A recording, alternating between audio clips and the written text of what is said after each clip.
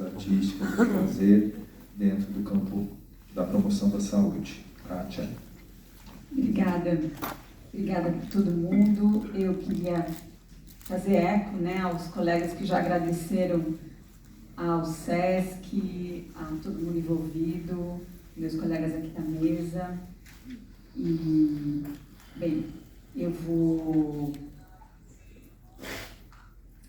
ser breve. Eu tenho muitos slides, porque essa coisa, para mim, da visualidade, que eu fiz muita imagem, mas eu vou navegando com vocês. Como é que eu aponto para cá? Jair, é para cá ou para cá? Para trocar o slide. Para cima? Tá bom. Obrigada. Bom, então, eu comecei desse jeito, com o texto aqui, mas eu queria dizer que esse convite é muito especial para mim. É como se ele fosse, assim, uma costura, de vários fios que foram sendo lançados na minha vida e que tem... A gente está já criando o hábito de falar, começar pelo lugar, que lugar de voz é esse, Então, para mim, tem a questão da arte, que sempre me acompanhou, da escrita, eu sou escritora, artista, e a minha vida acadêmica, que passou a ser uma vida dedicada à pesquisa de filosofia e estética e história da arte. Eu sou professora da pós-graduação em estética e história da arte da USP Interunidades e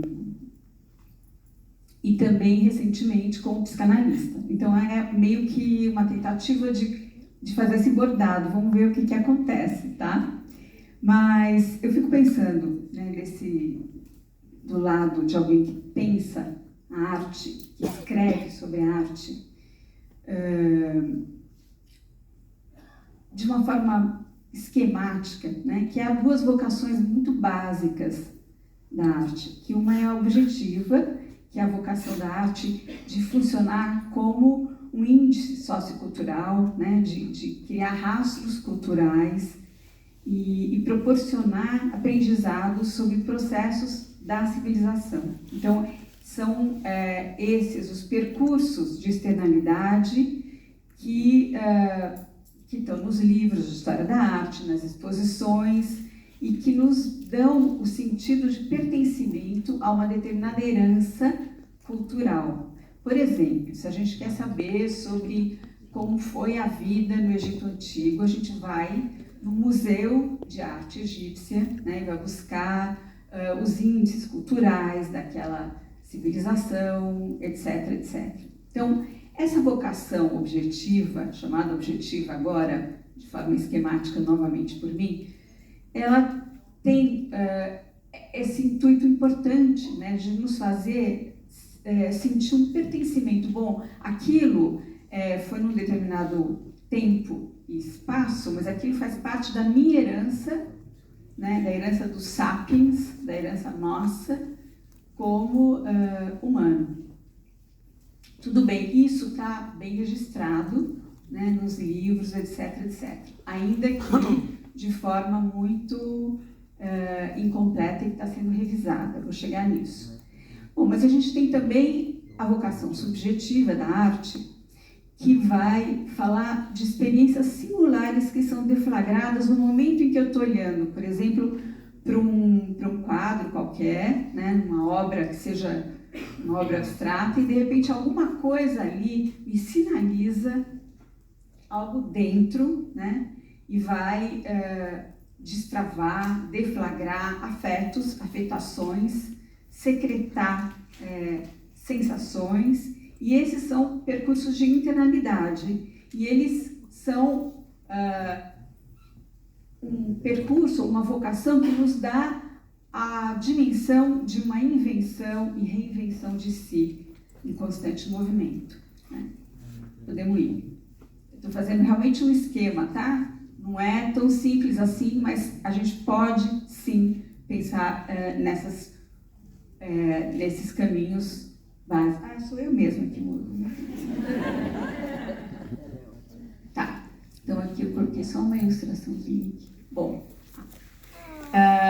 eu montei recentemente um curso, uma disciplina no MAN, que é uma pergunta, tá? A pergunta é: a arte cura? E é uma pergunta porque não há uma resposta clara, né? De que arte a gente está falando e de que cura a gente está falando para pensar nessa relação. Não é tão simples assim. Uma coisa é, para mim, muito clara: o mundo mudou. A partir da pandemia, sobretudo, o mundo mudou, né? Isso coincide não só com esse assombro diante de um momento pandêmico, mas com todo o crescimento da inteligência artificial, do metaverso, etc., etc., né? Com essa volta de guerras que a gente não imaginou que pudessem acontecer, como está acontecendo na Ucrânia, né? Bom, mas essa pergunta, a arte cura, é alguma coisa que tem surgido mais e mais, é como um zeitgeist atual, né? O zeitgeist sendo o espírito do tempo, esse termo em alemão que quer dizer, que sinaliza o que o tempo, o que o nosso tempo, o espaço está dizendo, né? Bom, por isso mesmo algum colega, eu acho que alguém fez a pergunta sobre como a gente está vivendo mesmo um momento de muita atenção para esse tema. A busca de sentido está muito associada, em termos teóricos, a o que seria próprio da arte contemporânea, e eu vou falar um pouco disso em relação do moderno para o contemporâneo, né? E, de repente, essa busca de sentido associada ao contemporâneo, que está pegando muitas questões sociopolíticas, arte como ativismo, né? O tal artivismo, mas, de repente, tudo isso tem que dar conta de uma aparente ausência de sentido no momento que o mundo suspende. Tudo fica suspenso com a pandemia, né? Como seguir?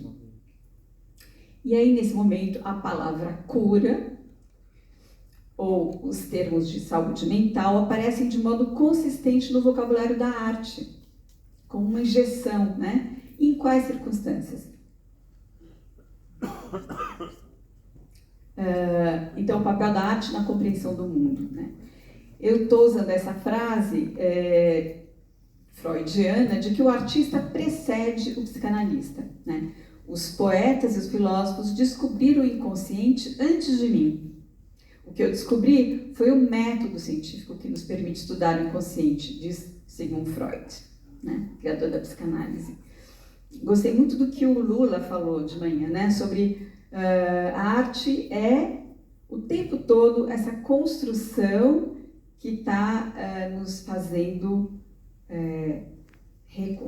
construir e reconstruir o real e o imaginário, né? A arte, a partir de um simbólico, está o tempo todo costurando e resgatando essa compreensão do real e do imaginário, que a gente nunca chega a realizar, mas que a gente está se movimentando para tanto.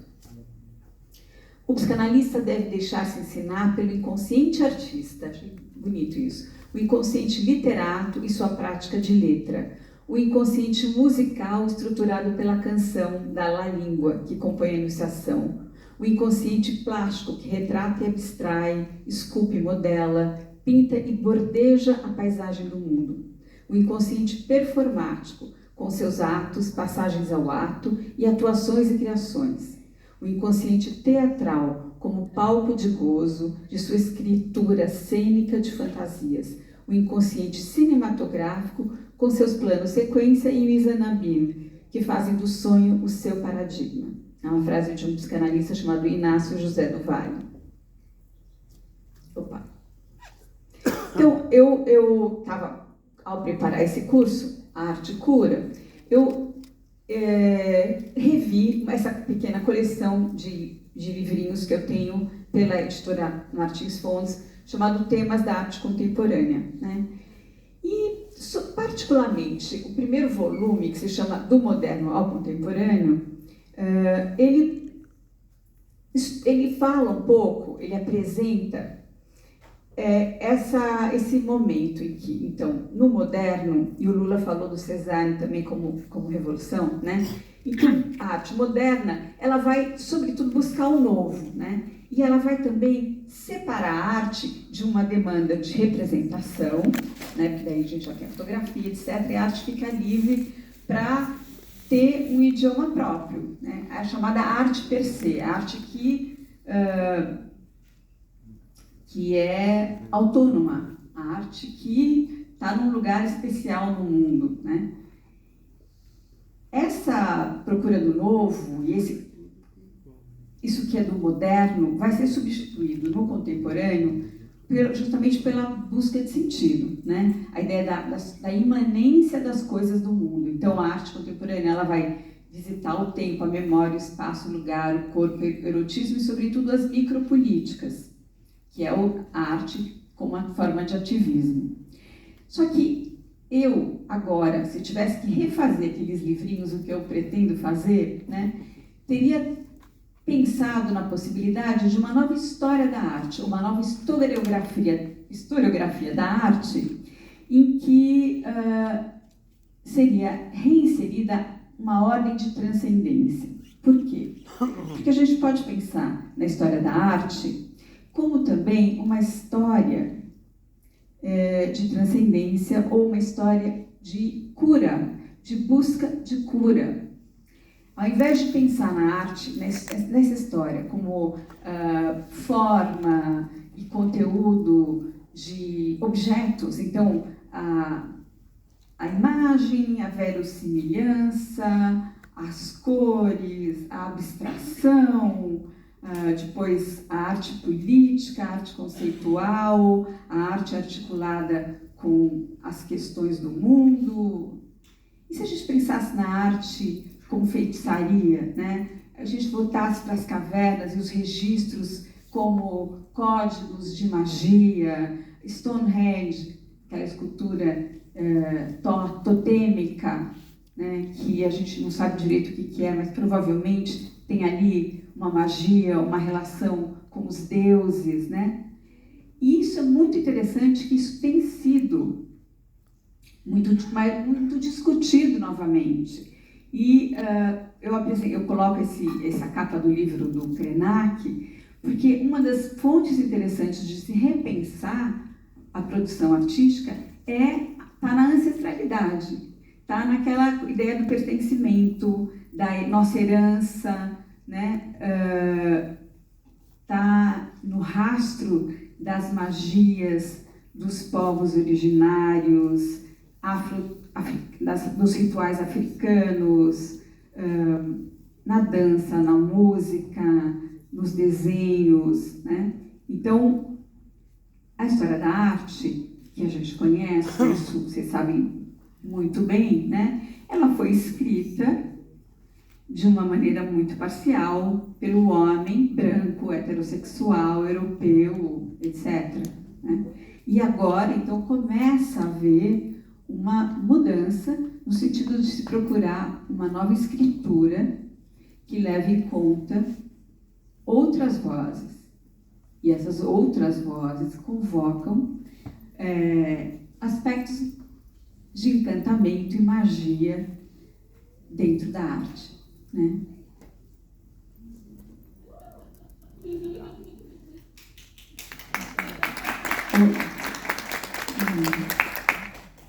Bom, obrigada, Imagina. Eu vou voltar assim, para o microcosmos e falar de alguns projetos, mas eu queria... Esse aqui é um link para uma exposição chamada Castelos de Areia, que eu... Opa! Não, eu acho que eu não vou ficar falando, vou mostrar melhor. Bom, então, essa é uma série, Castelo de Areia, que foi feito como exposição. Ele virou uma exposição, mas ele começa como um projeto com jovens que são limítrofes e que são acolhidos numa determinada associação lá na Ilhabela, no estado de São Paulo. Essa associação costumava acolher jovens que vinham da antiga FEBEM, crianças e jovens da FEBEM, e hoje tem um outro registro. Eu comecei a frequentar aquele lugar e tive a oportunidade de ser artista residente de uma instituição chamada Vermelhos, na Ilhabela, que tem tem uma infraestrutura excelente para acolher artistas de várias áreas. E primeiro eu comecei a trabalhar com eles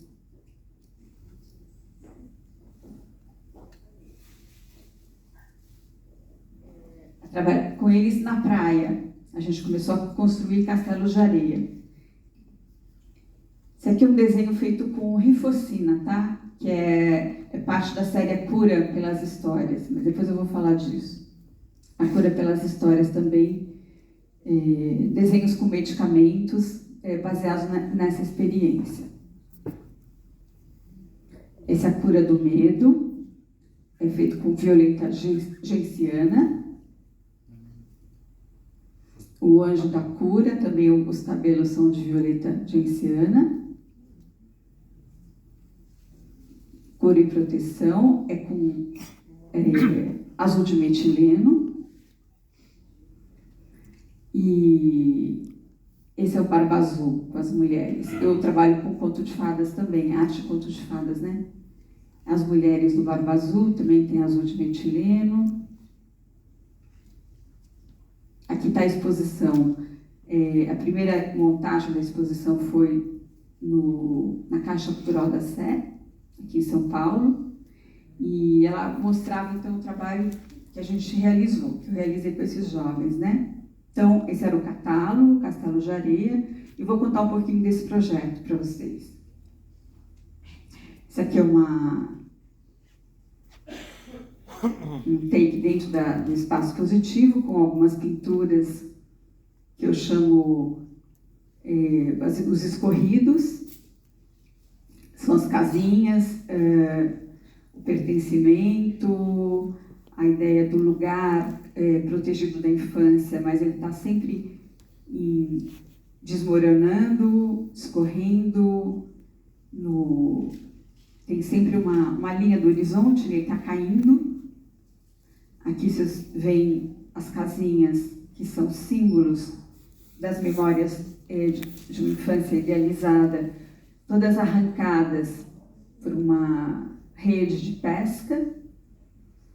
Tem super a ver, né, com o que a gente viveu, o que a gente viu, que aconteceu nessas enchentes, né? Foi interessante que isso foi de 2016, mas tinha a ver com isso, assim, com todas as casinhas, toda a infância, toda a proteção e a idealização sendo arrasados. Eu fiquei assustada com o aspecto assim, meio profético dessa exposição, mas enfim. No final ali, vocês estão vendo uma projeção, que era uma projeção desses jovens que tinham, além da condição de uma pobreza, uma questão de saúde mental, né? Construindo e desconstruindo os castelos de areia. E eles fizeram castelos maravilhosos, todos com paisagismo, com plantas, com conchas, mosaicos, né?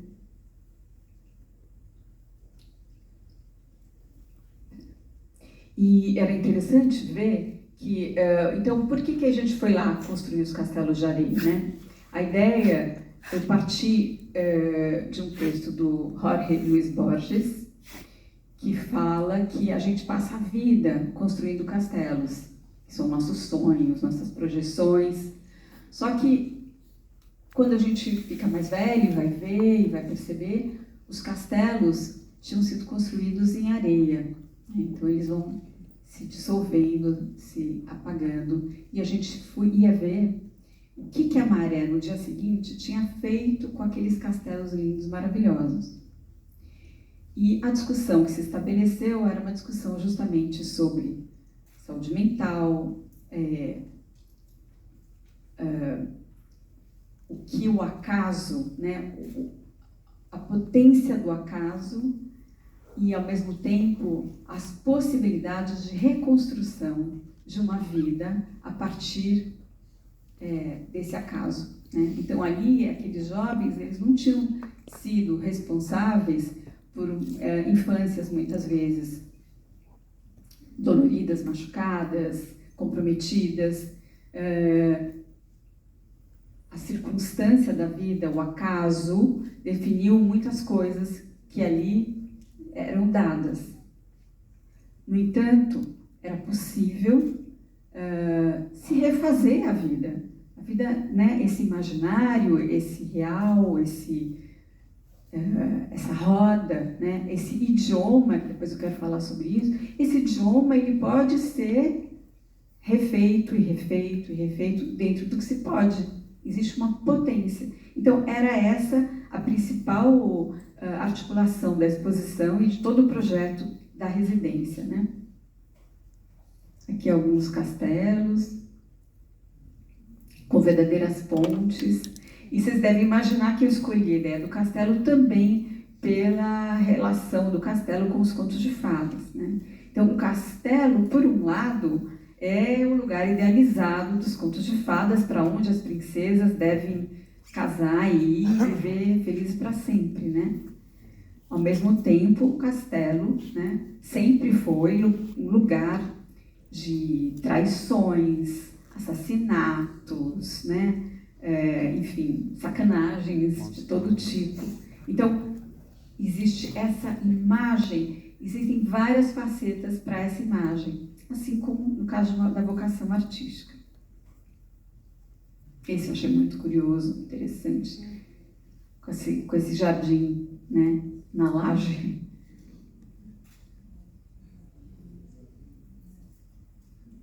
Eram lindos os castelos. Bom, esse aqui é um castelo construído na exposição. Então, a gente fez um canto grande lá da Caixa Cultural com um castelo de areia, com todos aqueles brinquedos, aquelas memórias que tinham pertencido um dia a essas pessoas como crianças. E a representação do que isso significava na vida delas. Aqui é uma outra, um outro relicário que é a cura da infância, que é feita com metiolate e rufosina. Esse aqui a gente fez no final do processo todo, em que se discutiu as possibilidades. A gente fez uma tela gigante, todo mundo pintou um pouco, foi uma experiência muito bacana. Aí eu estou aí com eles. Bom, e outra parte do projeto também foi, como eu disse para vocês, conversar muito sobre a questão do acaso, né? Para vocês que são psicanalistas também, a questão de que não tem assim né? Enfim, não tem uma força que vai lá e castiga, né? Certas coisas são circunstanciais, né? Então a gente fez esse trabalho com as manchas de tinta, e a partir das manchas os desenhos iam brotando.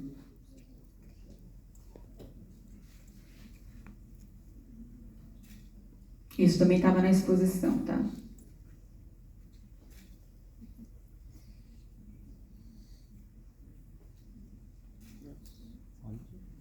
Não sei se está muito rápido, tá? Que é um outro projeto, que é o de Contos Sem Fadas. Então, o que é Contos Sem Fadas, né? É interessante porque eu fiz alguns projetos diferentes pela vida, em alguns lugares do mundo e tal, só que no fim eu estou percebendo que é tudo mais ou menos a mesma coisa. Porque os contos de fadas, como vocês sabem, eles contam, e aí eu estou falando dos contos de fadas não nas suas narrativas originais, que se constroem na tradição oral, desde os primórdios. Eu estou falando do conto de fadas clássico, aquele que foi construído a partir de uma sociedade patriarcal e transformado em literatura, e que foi ideologizado, né, fortemente para legitimar essa sociedade patriarcal, né, que funciona até hoje, né? Não foi só o Walt Disney, né? Foi o Walt Disney mais toda a indústria cultural e mais um pouco. E o conto de fadas, esse clássico, ele pressupõe que as coisas aconteçam a partir de uma ajuda mágica. Essa ajuda mágica de uma fada, madrinha, normalmente, né? Vai e te leva para um príncipe encantado. E o conto sem fadas é justamente o oposto, né? É a criação de um pensamento de que é possível ressignificar, reinventar, potencializar a vida a partir de recursos internos sem necessidade das fadas, né? Então, por isso, contos sem fadas. Ao mesmo tempo, o Conto Sem Fadas vai no processo desses trabalhos, vai constatar o quanto nossas vidas têm, dentro das vidas, salpicado nas vidas, expectativas ligadas aos contos de fadas, tem inserção de estímulos ligados aos contos de fadas clássicos, nem que seja na forma, em detalhes, nem que seja nos jardins povoados por aquelas estatuetas de Branca de Neve com os anõezinhos, né? Que você já deve ter visto. Tá o tempo todo, né? Isso que nos constitui também, né? Essa informação sociocultural, essa ideologia está nos nossos poros também. Bom, então, aqui é na Índia, é um projeto que eu fiz também, que foi uma bolsa, que eu fiquei no Departamento de Arte e Arquitetura no sul da Índia, com crianças eram crianças. A gente fez um grande mural para o Departamento de Arquitetura, um mural externo, com o que eu propus para essas crianças. A gente conversou sobre o que seriam os contos de fadas para eles, que são diferentes, mas que claro, tem essências parecidas, e a gente foi construindo com materiais o que seria esse sonho de um mundo melhor, de um conto de fadas, de um conto sem fadas para cada um deles, né? E foi super interessante, porque nessa relação com as crianças na Índia, a gente fez uma cartografia, a gente fez um mapa do que seria esse mundo de sonho para eles. E, claro, tinha um lado que a gente também tem, que a gente também vê nas crianças ocidentais, com diversão, bolos e coisas gostosas, mas tinha ali um grande espaço que era dedicado aos deuses. Interessante.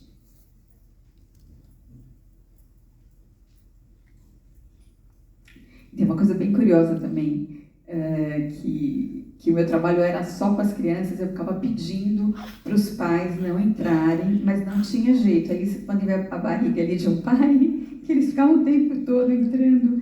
E tem uma coisa cultural muito forte mesmo, ligada a essa ideia dos deuses. Então aí, o que é interessante pensar é como o sagrado está mais presente, né? Está mais forte na educação do dia a dia.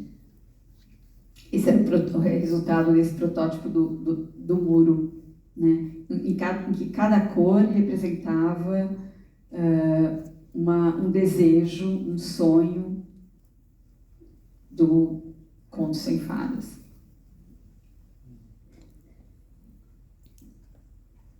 Eu também tenho... então, também estou 5 minutos, eu vou correr. Aqui é um projeto que foi feito em São Paulo, Associação Vida Jovem, não sei se vocês conhecem, que também são essa Associação Vida Jovem fica no Ipiranga, mas trabalha com jovens da periferia, e que também poucas, enfim, tem dificuldades, enfim, socioeconômicas, e que a gente trabalhou arte com o desejo, os contos sem fadas e as potências internas. E aí eu achei super curioso que os sonhos estão muito ligados aqui. Vocês podem ver o dinheiro presente, tá vendo? As notinhas aqui. Mas tinha outras coisas também. Tinha alegria, tinha música, tinha... O resultado foi um painel bastante colorido.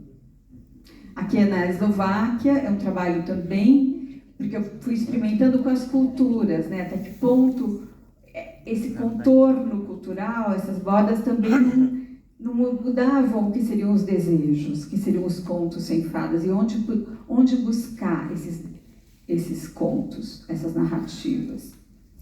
E aqui foi muito surpreendente, porque algumas crianças, essas mais pequenininhas, essas meninas, elas colocaram nos desejos, porque ali a gente pintava, recortava, fazia colagem e performance. E elas fizeram nos desejos dos contos sem fadas a questão de ser supermodelo, o desejo de ser supermodelo. Muito interessante. Os meninos eles trabalharam mais com esses castelos medievais, esses personagens enfim, menos do brilho da indústria cultural, né? Aqui eu construí também com eles um portal, um oratório, que é um tronco de uma árvore que estava morta. A gente tirou a tampa e fez um lugar onde as pessoas colocavam os desejos, né? Os contos sem fadas. Aqui, para falar para vocês que nesses processos que são feitos em vários contextos, eu fiz também em alguns contextos de escolas inclusivas do SESI, pelo interior.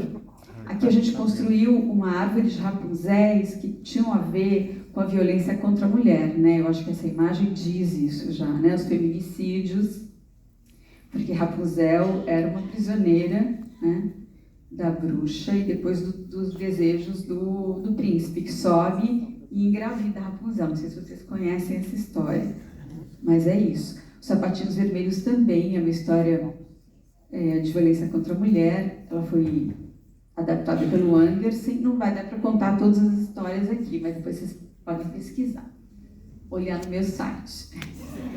Aqui é a princesa procurando o príncipe entre os sapos. Lembra da história do príncipe sapo? Patinho Feio. A João e Maria, que é uma história muito tocante sobre abandono, né? E é uma história muito baseada em fatos reais, como eram os contos de fadas da tradição oral. Então, no caso de uma era pré-medieval, era muito comum que as crianças proliferavam nas famílias, não havia pílula anticoncepcional, e depois nem todos eram alimentados, e alguns eram deixados para serem devorados, né, na floresta. E aí a gente trabalhou muito essa ideia dessas crianças que podem, então, encontrar suas próprias casinhas de doces ou tesouros escondidos em casinhas onde você pode combater a bruxa ou o mal. Aí também a João e Maria, ó. E aí eu vou deixar o Bosque das Histórias para uma outra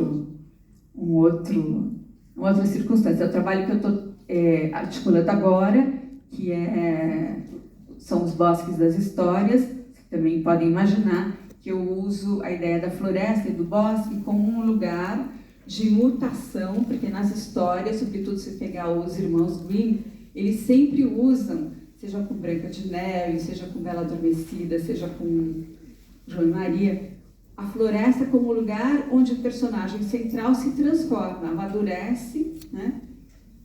E passa por essa depuração de sonhos. Então eu estou trabalhando com essa metáfora plástica. No meu próprio trabalho, nós vamos fazer uma exposição com algumas mesas redondas no espaço da Vila Madalena, na Estufa, no fim de abril. Vocês já estão convidados, tá? Eu agradeço, a gente vai conversar ainda e minha apresentação fica por aqui por enquanto, tá?